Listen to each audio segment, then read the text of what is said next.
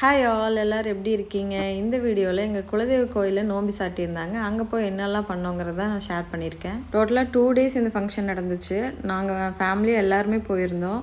போய் ரீச் ஆகிறதுக்கு night 7 o'clock ஆயிடுச்சு. போயிட்டு கோயில் லைட் செட்டிங்கெல்லாம் அழகாக இருந்துச்சு. அதை பார்த்துட்டு எல்லாம் சாமி கும்பிட்டுட்டு ஒரு ரவுண்ட் கான்ஃபரன்ஸ் போட்டு எல்லோரும் பேசிகிட்டு இருந்தோம். இந்த டைம் அத்தை என்ன பொங்கல் வைக்க சொல்லிட்டாங்க. நான் லைஃப்லேயே ஃபஸ்ட் டைம் அன்னைக்கு தான் பொங்கல் வச்சேன். பொங்கல்லாம் நல்லபடியாக பொங்கியாச்சு. அம்மா பெரியம்மா எல்லாம் ஹெல்ப் பண்ணாங்க வைக்கிறதுக்கு. பொங்கல் வச்சுட்டு எல்லோரும் உட்காந்து பேசிகிட்டு இருந்தாங்க. நைட் ஃபுல்லாக தூங்கக்கூடாது. கோவிலில் அரப்பு மரம் நிறைய வெட்டி வச்சுருந்தாங்க. ஒரு ஃபாரஸ்ட்டே காலி பண்ணிட்டு வந்த மாதிரி இருந்துச்சு. எதுக்குன்னு கேட்டதுக்கு காலையில் கொண்டம் இறங்குவாங்க, அதுக்காக இந்த மரத்தெல்லாம் தான் எரிச்சு ரெடி பண்ணுவாங்கன்னு சொன்னாங்க.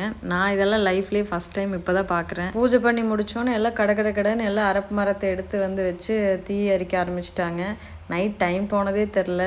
தீயெல்லாம் எரிஞ்சு முடிஞ்சு கொண்டம் இறங்குறதுக்கு எல்லாம் அழகாக ரெடி பண்ணிட்டாங்க. காலையில் 6 மணிக்கு எல்லாம் கொண்டம் இறங்க ஸ்டார்ட் பண்ணிட்டாங்க. அதெல்லாம் பார்த்துட்டு பக்கத்தில் ரிலேட்டிவ் வீட்டுக்கு போய் நானும் என் சிஸ்டரும் ரெடியாகி வந்துட்டோம். நாங்கள் 2 பேரும் மாவிளக்கு எடுத்தோம். ஊர்க்காரங்க எல்லாம் மாவிளக்கு எடுத்துகிட்டு வந்துட்டு இருந்தாங்க. அவங்க கூட ஜாயின் பண்ணி நாங்களும் எடுத்துகிட்டு கோயில் சுற்றி வந்து சாமி கும்பிட்டுட்டு ஆஃப்டர்நூன் ஆயிடுச்சு கிளம்புறதுக்கு.